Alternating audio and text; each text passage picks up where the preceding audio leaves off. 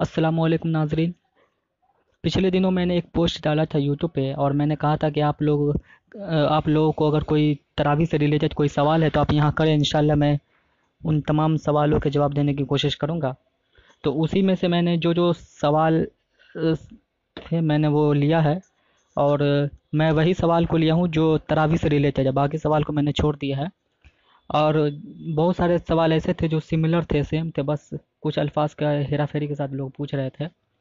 तो मैं नाम नहीं लूँगा, बस मैं सवाल पढ़ूंगा और आप लोग ध्यान से सुनेंगे तो आप लोगों के सवाल इसी में आ जाए। एक सवाल था कि क्या सूरह तरावी जमात के साथ पढ़ सकते हैं? हाँ, तो इसका जवाब ये है कि हाँ, आप सूरह तरावी भी जमात के साथ पढ़ सकते हैं। क्या वित्र भी जमात के साथ पढ़ सकते हैं? तो वित्र जमात के साथ पढ़ सकते हैं, लेकिन वित्र उस वक्त आप जमात के साथ पढ़ सकते हैं जब आप फ़र्ज़ जमात के साथ अदा किए हो।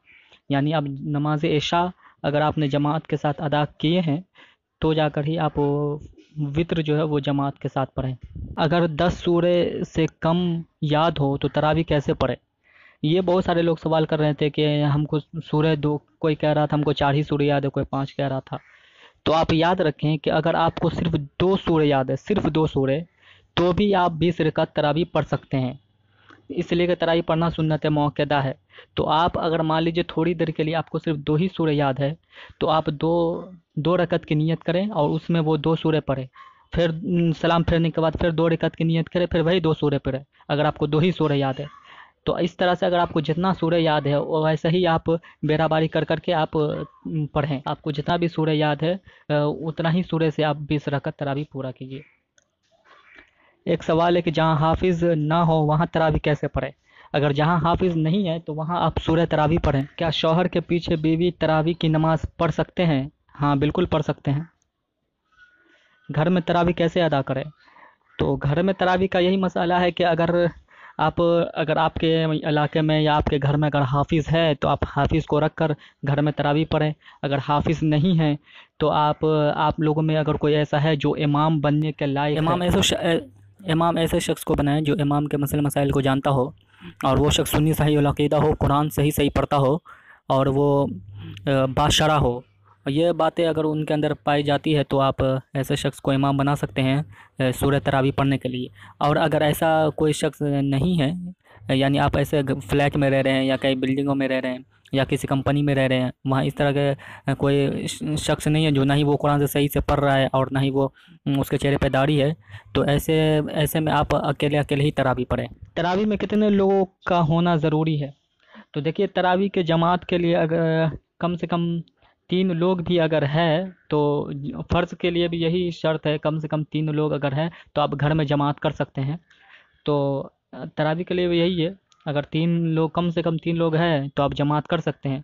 और मैंने इमाम का शर्त बता ही दिया है, अगर वो तमाम शर्तें हैं तो ठीक है, वरना आप अलग अलग अकेले अकेले तरावी पढ़ें। क्या तरावी को 10 या 15 दिन में मुकम्मल किया जा सकता है या उसके बाद सूरह तरावी पढ़ सकते हैं? देखिए, अगर आप तरावी आप चाहते हैं कि हम 10-15 दिन में कुरान मुकम्मल कर लें तो मुकम्मल कर सकते हैं, उसके बाद भी आपको तरावी पढ़ना ही पड़ेगा। इसलिए कि तरावी जो है वो जब तक रमज़ान है तब तक तरावी, यानी अगर रमज़ान 29 का रमज़ान है तो 29 दिन तक आपको तरावी पढ़ना ही पड़ेगा। अगर 30 का महीना है तो अगर 30 दिन आपको तरावी पढ़ना ही पड़ेगा।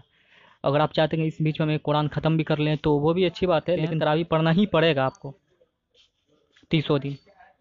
तरावी अगर घर में पढ़ रहे हैं तो नियत कैसे करें? तो नियत में कोई फ़र्क नहीं है, जैसे आप मस्जिदों में तरावी पढ़ते वक्त नियत करते हैं वही नियत करेंगे। अगर नमाज में कोई गलती हो जाए तो इसका तौबा इस्तगफार कैसे करें? ये जो सवाल है, ये लड़का ये नहीं बताया कि नमाज में किस तरह का उससे गलती हो गया है, चूँकि बहुत सारे नमाज पढ़ रहे हैं और इसमें अगर कोई वाजिब है, वाजिब में अगर कोई कमी आ गया तो इसके लिए यही है कि आपको सजदा सहू करना पड़ेगा। और लेकिन अगर आपने जानबूझकर वाजिब को छोड़ दिया है तो आपको नमाज दोहराना पड़ेगा। और मान लीजिए अगर आपको कुछ हालत नमाज में कुछ इधर उधर के ख्यालात आते रहते हैं तो नमाज़ पढ़ने के फ़ौरन बाद तौबा इस्तगफार की कसरत करें। एक सवाल है कि तरावी अगर घर में पढ़ रहे हैं तो इसका सूरह कैसे मिलाएं? देखिए, अगर घर में पढ़ रहे हैं तो इसका भी वही सूरह मिलाने का यही है कि जैसे नमाज में आप सूरह मिलाते हैं वैसा ही तरावी के लिए भी है। और ऐसा नहीं है कि अगर घर में पढ़ रहे हैं तो आपके लिए कोई अलग से नियम बना है, अलग से कोई रूल है, ऐसा कोई बात नहीं है। तरावी जहाँ भी पढ़े, अगर किसी इमाम के पीछे पढ़ रहे हैं, इमाम کو معلوم ہونا چاہیے یہ بات، اور اگر آپ الگ سے پڑھ رہے ہیں تو ویسا ہی سورہ ملائے جیسے آپ نماز میں ملاتے ہیں۔ اگر تراویح کی نماز گھر میں پڑھے تو کیا قرآن مکمل سننا ہوگا؟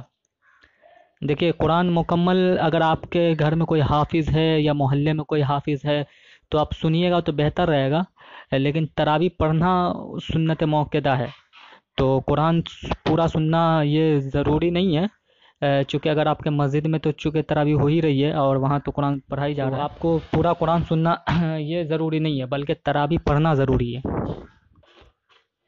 کیا تراویح کی نماز کا 4 رکعت کا نیت کر سکتے ہیں؟ ہاں بالکل کر سکتے ہیں، 4 رکعت کی نیت سے بھی آپ تراویح کی نماز پڑھ سکتے ہیں۔ ایک آدمی 2 جگہ تراویح پڑھ سکتا ہے؟ یہ نہیں ہو سکتا ہے، اگر آپ ایک جگہ پڑھ لیے ہیں تراویح تو آپ، چونکہ یہ سنت موقعہ ہے، اگر آپ نے ایک جگہ ادا کر لیا تو ادا کر لیا، اگر آپ پھر دوسرا جگہ جا کر آپ پڑھ رہے ہیں تو اگر آپ جان بوجھ کر پڑھ رہے ہیں تو یہ تو بات صحیح نہیں ہے، اس لیے کہ اگر آپ انجانے میں اگر آپ نے پڑھ لیا تو وہ نفل میں شمار ہو جائے گا، لیکن چونکہ آپ نے ایک جگہ ادا کر چکا ہے تو وہ سنت موقعہ ادا ہو گیا، پھر دوسرا جگہ پڑھنے کا کوئی لاجک ہی نہیں ہے۔ السلام علیکم ورحمۃ اللہ۔